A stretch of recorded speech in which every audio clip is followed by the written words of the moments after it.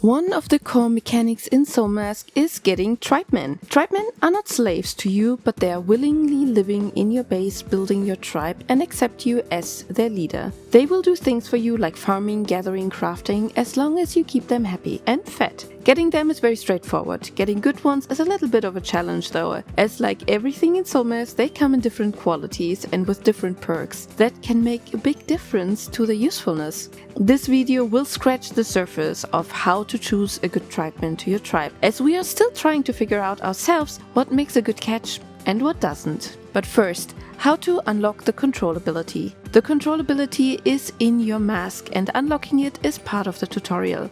You will need to go to the ancient ruins and then kill all the outcasts that are guarding them. After you did that, you can open the 2 chests that are available in there. They contain sunstones and crystals. Go to the console inside the ruins and long press E to unlock the control ability. I already did that, so I cannot unlock it anymore, but you get the idea. Next, where do we find them? First, you already just saw them in the ruins, but when running through the area you can find campfires with outcasts sitting around. These could be recruited since they're low level, though it's probably unlikely that they're good enough for you as leveling takes time. The first tribeman you actually get is when placing your bonfire. You will have someone running to your fire asking you to join. These are sometimes the same level or even higher level than you, and they are a big help in the very beginning. But like I mentioned, the ancient ruins and also the scout camps are better choices for early recruitment, as they are belonging to a tribe and come with specific perks already. They are also higher level. Only the scout itself can't be grabbed. And how does the recruitment works? The recruiting process is fairly easy. Make sure your mask is charged up by consuming the sunstones. Then damage the NPCs until they are below 10% health, and then you get the option to press E close to them. They will then fall into a coma after, and you can pick them up and carry them home or somewhere safe. The more comfortable they are, the quicker you will win their recognition. Make sure their water and food and health bar is full by feeding them liquid food like soups and broth, and healing them with bandages. Once the recognition is up to 500, you can press E on them again and they are yours. Now the big question, which one to actually pick to recruit? And I think in the beginning, when you need crafters only, pick whoever seems okay to you. Make sure to check their set of talents, even though most won't affect crafters too much, but there are some people you really don't want to recruit. Do they have a negative in how quickly they can learn in a certain category, especially the one you want to use them for? Let them go. Do they have the trait Devious Heart? Let them go as well, because that's terrible. Everything else can be worked with. Don't worry too much about the negative traits at the end of the talent list. As NPCs level up, they have the chance to lose those talents and gain positive talents. You can check the tribe log for that. Since the player character that you made in the very beginning is really just your starter character, and you want to take over an NPC at some point, choosing the right character for that is really important. Depending on which style you choose, it will decide over your playstyle.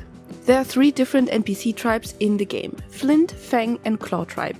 Each tribe has a good all-rounder worker, but they have tribe-exclusive traits that make them better than others. Flint in general are good workers and laborers and come with defensive skills. Fang come with poison immunity and or resistance and often have healing skills. Claw are warriors and get exclusive talents where they do more damage, for example against other NPC tribes. And then there are outcasts who don't belong to any tribe, just like you yourself. And then there are also plunderers, which in a way are special because the plunderer leader wears a mask just like you, and their followers are basically their tribemen. So plunderers are the closest to your own tribe in the game. Makes you think, doesn't it? Plunderers are also the only NPCs that cannot be taken over by you because you cannot deter them. And there are basically 7 steps on deciding how good an NPC is to become your character.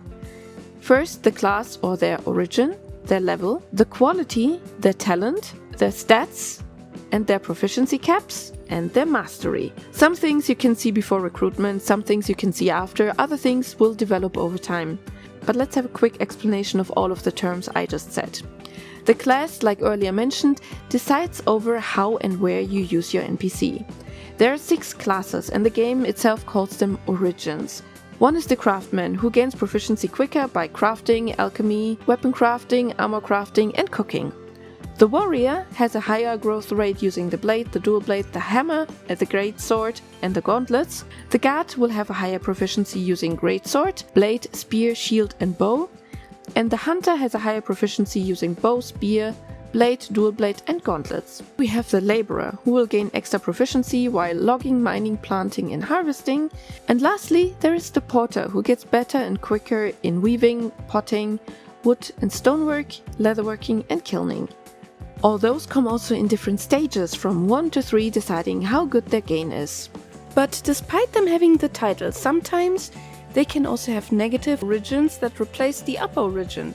A negative origin would be, for example, work warm-up, that makes them really bad at learning specific things. Especially would be something like Chestbreaker, where a person is very good at opening chests, or the Flying Assassin, who gets extra bleed damage when using a fly cutter, and I assume that's a throwing knife. The other terms are still a little bit in the process of understanding for me how they work, because unfortunately the game is still very young and all the info pops up day by day. The overall level influences how many points the NPC can have in their stats when you recruit them. It also influences the quality of the talents. The quality, or how the game calls it, the potential, has an influence on the base stats, as the game itself says. How much of an influence? What the influence exactly means, we don't know. The addition of novice, skilled or master next to their name, or rather their origin class, to our understanding tells you how many proficiency levels the NPC already has, but it doesn't tell us anything about the proficiency caps. A novice can have a very high cap, and so can a master. This is something for you to find out once you recruited them. Proficiency and mastery are somewhat connected. Proficiency is the amount of skill points a character has in a field. Your starter character has a cap of 50. NPCs can go above 120. Your character levels that specific proficiency by doing the activity it correlates with. Talents influence how quick or slow proficiency levels up.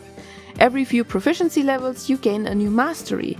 Those are your F abilities. Each weapon has its own, and you can choose which of the unlocked ones you want to use. The more proficiency a character has in a weapon skill, the more masteries they can choose. But important, there are more mastery skills than there are slots, which means you can have 10 hunters with over 120 in a bow skill, but you can have 10 different sets of masteries. Depending on your playstyle, you may prefer one over another.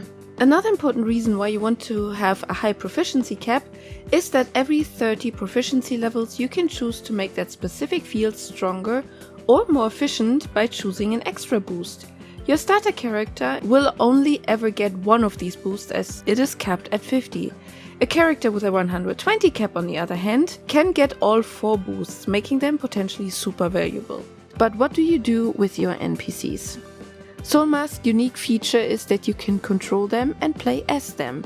This is especially interesting when using them as a fighter and to make use of their higher proficiency caps. You can also use them to automate your base by giving them work tasks in your base. A video for that in detail will follow later. You can also deploy them and have them follow you. You can only have one NPC deployed at the same time, but you can also give them to other human tribe members, your friends, if they fit better to their playstyle. An important point is their happiness. Tribemen have likes and dislikes, just as people have. Knowing their likes and dislikes help you to manage their mood. A beautiful base, resting spots, work, nice armor and food variety, and access to alcohol and tobacco will lift the mood unless they dislike any of it. Make sure the mood is up, because otherwise they will lose recognition and simply leave you. The dining table works as a feeding trough for them and allows them to pick their food from it. That also prevents them from snacking from your ingredient chest instead. Overall, the NPC mechanic is the center of the game. It is what most of the game is built around, and getting knowledgeable is a key part of understanding the game itself, especially when trying to master harder content. This is not the last video on the topic, so leave us up if you want to see more guides about Soulmask and the NPC. Thank you for watching, stay alive and thrive!